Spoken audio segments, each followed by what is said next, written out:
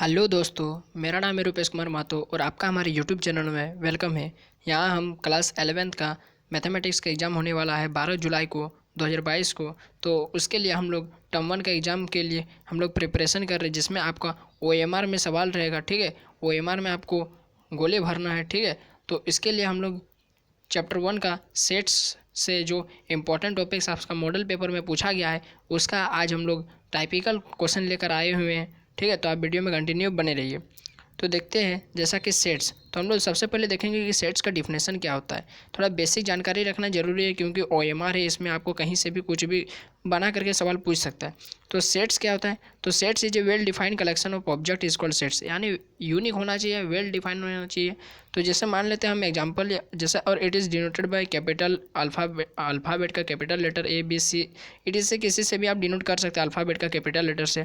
ठीक है, और ये इनक्लोज्ड होता है, यानी चारों तरफ से, यानी ये दोनों तरफ से इस तरह बंद होता है। किस तरह से? कर्ली ब्रैकेट से। ठीक है, कर्ली ब्रैकेट से। और इसको मान लेते वेल डिफाइंड है, इसका मतलब क्या है? जैसे मान लेते हैं हम एक सेट ए लिए, उसमें हम AEIOU लिख दिए। ठीक है, कर्ली ब्रैकेट में डाल दी, तो इसका मतलब क्या है? ये it is the set of vowels, ये वोवेल का सेट है। यानी देखिए, इसको हम किस तरह नाम कर दिए, इसका किस तरह हम डिफाइन कर सकते हैं। उसी तरह it is a well defined collection of object. ठीक है, ये वेल डिफाइंड कलेक्शन का ऑब्जेक्ट होता है, यानी ऑब्जेक्ट्स का कलेक्शन होता है। ठीक है, तो इसको सेट्स कहते हैं, जिसको हम डिफाइन कर सकते हैं, और वो यूनिक होना चाहिए। ठीक है, तभी उसको हम, और इसके अंदर में जितने भी ये है ना, AEIO, ये सब को हम एलिमेंट्स कहते हैं, पॉइंट्स कहते हैं, और मेंबर कहते हैं। ठीक है, तो इतना आपको बेसिक जानकारी मिली है। अब हम लोग इसका जो आज का हमारा मुद्दा है, तो सबसे पहले आपको एक चीज़ देखना पड़ेगा कि देयर इज, तो सेट्स को ना हम दो तरीका से इसको हम मेथड से, दो मेथड से हम इसको रिप्रेजेंट कर सकते हैं। ठीक है, रिप्रेजेंट कर सकते हैं, रिप्रेजेंट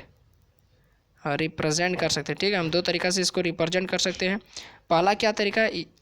पहला तरीका है रोस्टर फॉर्म से, जिसको हम टेबुलर फॉर्म कहते हैं, और शेड बिल्डर फॉर्म। दो तरीका से हम इसको रिप्रेजेंट कर सकते हैं। ठीक है, और उसके बाद आज का जो हमारा ओरिजिनल मुद्दा है कि आज हम क्या पढ़ेंगे, आज हम देखेंगे कि टाइप्स ऑफ सेट, जो आपको मॉडल पेपर में सवाल पूछा गया, इससे इम्पटी सेट को लेकर सवाल पूछा गया। तो हो सकता है आपको इम्पटी सेट को छोड़कर कोई दूसरा टाइप का सेट्स का भी आपको क्वेश्चन बना करके पूछ सकता है।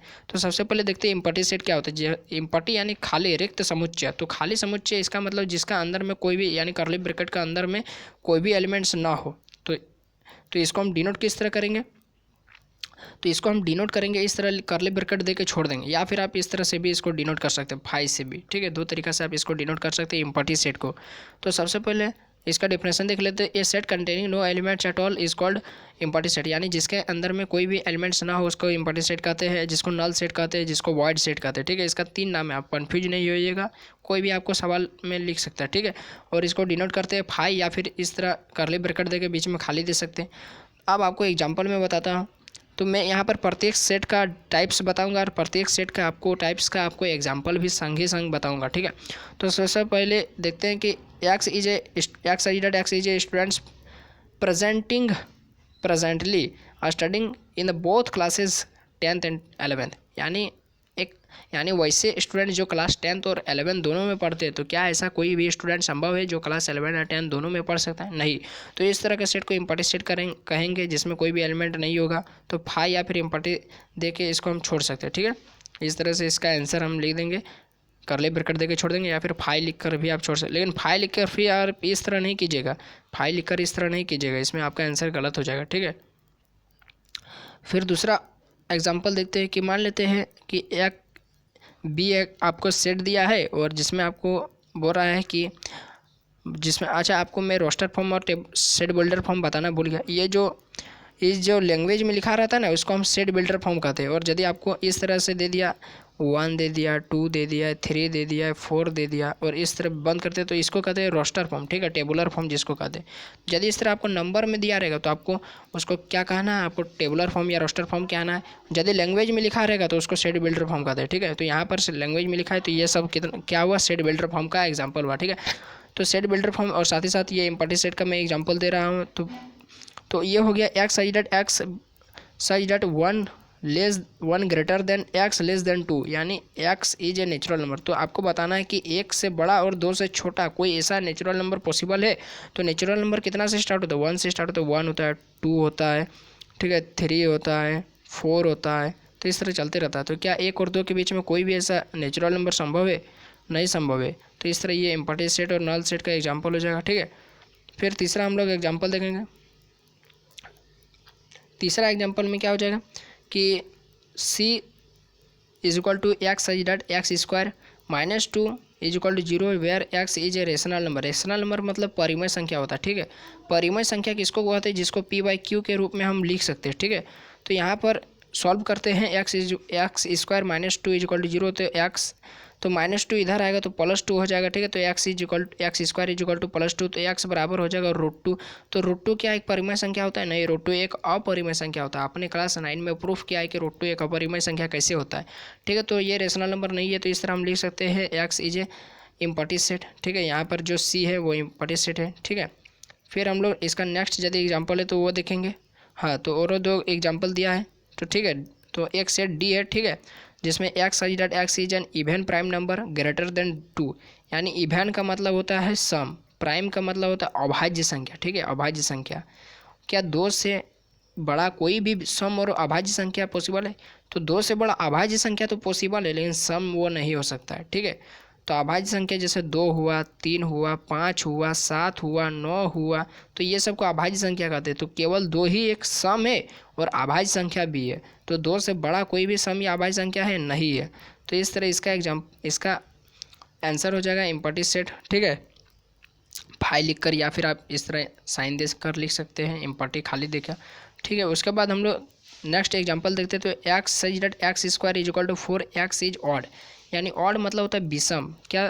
तो इसको सॉल्व करते सबसे पहले तो x इज इक्वल टू 4 है, x इज इक्वल टू 4 है। तो x इज इक्वल टू 4 है, तो x बराबर हो जाएगा, क्या हो जाएगा, ये √4 हो जाएगा। तो √4 से 2 निकलेगा, 2 निकलेगा। तो क्या 2 एक, देखिए 2 एक विषम संख्या है? 2 एक विषम संख्या नहीं है, ये एक इवन नंबर है, सम संख्या है। तो ये भी इम्पटी सेट का एग्जाम्पल हो गया। फिर अब हम लोग दूसरा टाइप देखते हैं। दूसरा टाइप होता है सिंगलटन सेट। सिंगल मतलब एकमात्र, तो सिंगलटन सेट इसको बोलते हैं जिसके अंदर में केवल एक ही एलिमेंट हो, जिस सेट के अंदर में एक ही एलिमेंट हो, ठीक है, उसको सिंगलटन सेट कहते हैं। जैसे ये हो गया कि ए सेट कंटेनिंग एग्जैक्टली 1 एलिमेंट, जिसके अंदर में केवल एक एलिमेंट हो, is called a singleton set, ठीक है। तो इसका भी एग्जाम्पल बहुत सारा है, तो हम लोग कुछ एग्जाम्पल को देखते हैं। तो जैसे x such that x belongs to integer. तो इंटीजर क्या होता है? इंटीजर होता है पूर्णांक, ठीक है, जो माइनस प्लस जीरो सब होता है, ठीक है। और x +5 इज इक्वल टू 0। तो x +5 इज इक्वल टू 0, तो +5 इधर आया तो -5, यानी केवल एक ही मेरा आंसर निकल रहा है। यानी जिसमें एक आंसर निकलेगा उसको सिंगलटन सेट कहेंगे, ठीक है। जिसमें एक आंसर, तो -5 इसमें एक आंसर निकल रहा है, सिंगलटन सेट का एग्जांपल हो गया। दूसरा एग्जांपल हो जाएगा आपका 20 is equal to x such that x belongs to natural number जो 1 से स्टार्ट होता है, और x square is equal to 16। तो ये स्क्वायर जगह तो √16 हो जाए, √16 से आ गया 4 निकलेगा, ठीक है। √16 से 4 निकला, 4 का स्क्वायर होता है 16, ठीक है। तो इस तरह इसका भी केवल एक आंसर है, तो ये भी हो जाएगा आपका सिंगलटन सेट का एग्जांपल। फिर ये हो जाएगा, ठीक है। फिर तीसरा है कि C is equal to x such that x is an even prime number. Even का मतलब होता है सम, और प्राइम नंबर मतलब अभाज्य, तो केवल 2 ही ऐसा होता है। तो ये भी आपका सिंगलटन सेट जिसमें एक आंसर होगा, ठीक है। फिर हम लोग नेक्स्ट इसका टाइप्स देखते हैं, जिसमें फाइनाइट सेट और इनफाइनाइट सेट होता है। तो फाइनाइट जिसको गिन सकते, इनफाइनाइट जिसको नहीं गिन सकते, निश्चित और अनिश्चित सेट, ठीक है, ठीक है। तो फाइनाइट सेट क्या होता है? एन इम्पटी सेट, वैसा इम्पटी सेट, ठीक है। और नॉन इम्पटी सेट, वो इम्पटी सेट भी हो सकता है, मतलब जिसका अंदर में कुछ भी एलिमेंट नहीं भी हो सकता है, और नॉन इम्पटी मतलब जिसका एलिमेंट में कुछ एलिमेंट हो भी सकता है। तो वैसा इम्पटी सेट और non empty set in which, जिसमें the process of counting of element surely comes to an end, यानी जिसमें हम संख्याओं को गिनेंगे तो वो एक जगह पर ख़त्म हो जाएगा, तो उसको हम कहते हैं फाइनाइट सेट। यानी जिसको हम गिन सकते हैं कंप्लीटली और वो एक जगह पर ख़त्म हो जाएगा, एंड हो जाएगा, तो उसको हम कहेंगे फाइनाइट सेट, ठीक है। तो if it is not finite, तो इसको इनफाइनाइट, यदि वो कोई ऐसा सेट है जिसको हम गिन नहीं सकते, तो वो इनफाइनाइट सेट हो जाएगा, ठीक है। इसका भी एग्जांपल्स हम लोग देखेंगे और आपको काफ़ी आसानी से आपको समझ में आएगा। तो state which of the following sets are finite और इनफाइनाइट, आपको स्टेट करने बताना बोल रहा है कि कौन सा फाइनाइट और इनफाइनाइट सेट है। तो आपको दे दिया एक सेट ए जिसमें एक्स इजड x belongs to natural number 1 से स्टार्ट होता है 1 2 3 4 एंड x-1 और x-2 इज इक्वल टू 0। तो यहाँ पर हो जाएगा तो x बराबर हो जाएगा +1 और x बराबर हो जाएगा +2। तो इस तरह 1 और 2 केवल वो दो ही आया, यानी इसको हम गिन सकते हैं, तो ये हो जाए फाइनाइट सेट। ठीक है, फिर हम लोग नेक्स्ट एग्जांपल देखेंगे इसका कि नेक्स्ट एग्जांपल है कि बी एक सेट है जिसमें एलिमेंट्स है x dot x belongs to natural number और x square is equal to 4। तो x square is equal to 4, तो एक्स बराबर हो जाएगा 2, तो 2 हो जाएगा, नेचुरल नंबर है। ठीक है, तो इस तरह 2 केवल जिसको हम गिन सक रहे, केवल 2 ही आ रहा है यानी गिन सक रहे, तो इसको फाइनाइट सेट कहेंगे। ठीक है, फिर हम लोग देखें नेक्स्ट एग्जांपल। तो सी एक सेट है जिसमें एलिमेंट है x dot x belongs to natural number और 2x-1 इज इक्वल टू 0। तो 2x बराबर हो जाएगा +1 और x बराबर 1/2 हो जाएगा, x बराबर 1/2 हो जाएगा, तो 1/2 भी केवल, लेकिन हमको यहाँ पर कंडीशन दे दिया कि आपको नेचुरल नंबर होना चाहिए, x का जो भी वैल्यू हो वो नेचुरल नंबर होगा। तो क्या x बराबर 1/2 ये एक नेचुरल नंबर है, नेचुरल नंबर तो 1 से स्टार्ट होता है 1 2 3 4। ठीक है, तो क्या इसके बीच में कहीं भी 1/2 आ रहा है, नहीं आ रहा है, तो ये एक नॉन इम्पॉर्टेंट सेट हो जाएगा। ठीक है, ये एक नेचुरल संख्या नहीं है, प्राकृतिक संख्या नहीं है, तो सी का कुछ भी यहाँ पर वैल्यू नहीं होगा। तो कुछ भी नहीं होगा मतलब क्या, इसको हम गिन पा रहे, यानी एक फाई तो वैल्यू होगा ना, फाई यानी कुछ भी नहीं, तो कुछ भी नहीं मतलब इसको गिन पा रहे, तो ये भी एक फाइनाइट सेट हो जाएगा। ठीक है, तो फाइनाइट सेट जिसको गिन सकते हैं, इनफाइनाइट सेट जिसको नहीं गिन सकते।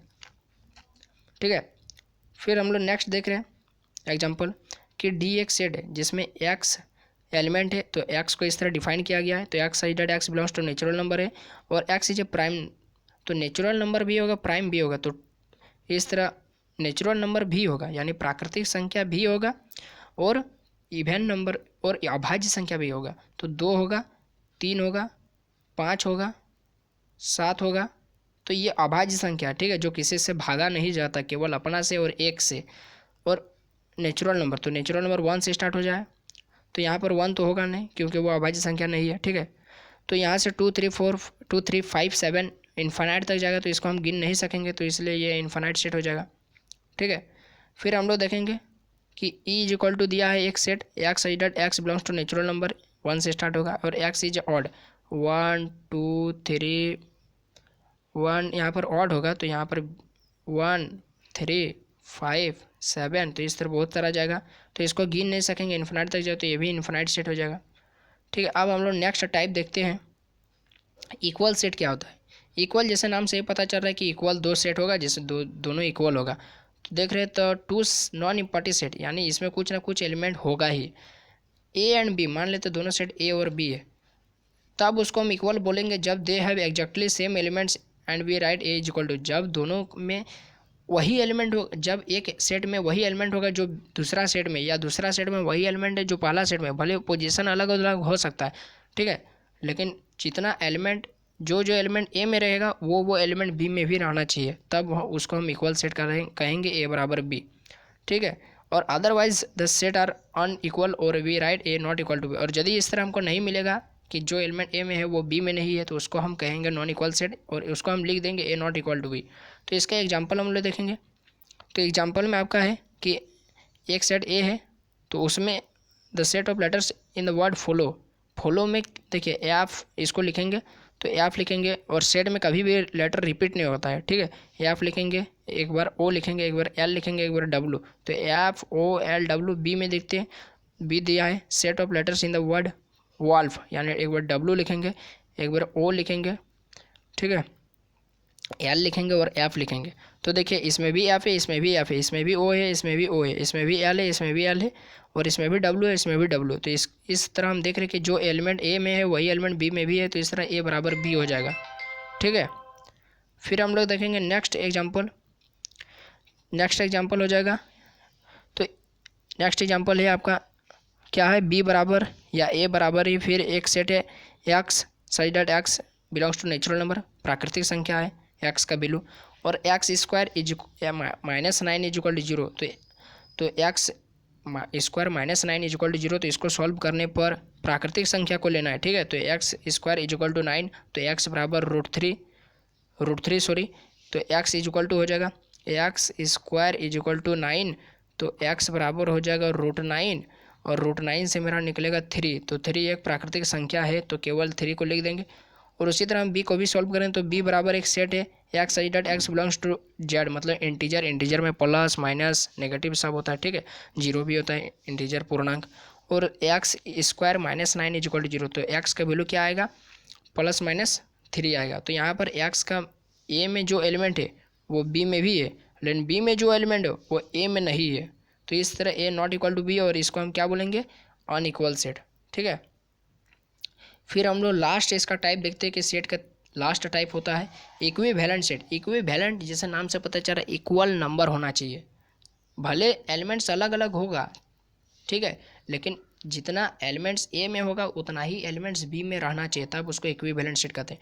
तो टू फाइनाइट सेट जिसको गिन सकते A and B are set to be equivalent if number of A is equal to number of B, यानी जितना एलिमेंट ए में होगा उतना एलिमेंट बी में भी होना चाहिए, ठीक है। तो इसका एग्जांपल हम लोग देखेंगे तब आपको बढ़िया से समझ में आएगा। तो सो डेट 0 जो है ना और 5 आर नॉट इक्विवेलेंट सेट, आपको दिखाना है कि 0 यानी और 5 वो इक्विवेलेंट सेट नहीं है।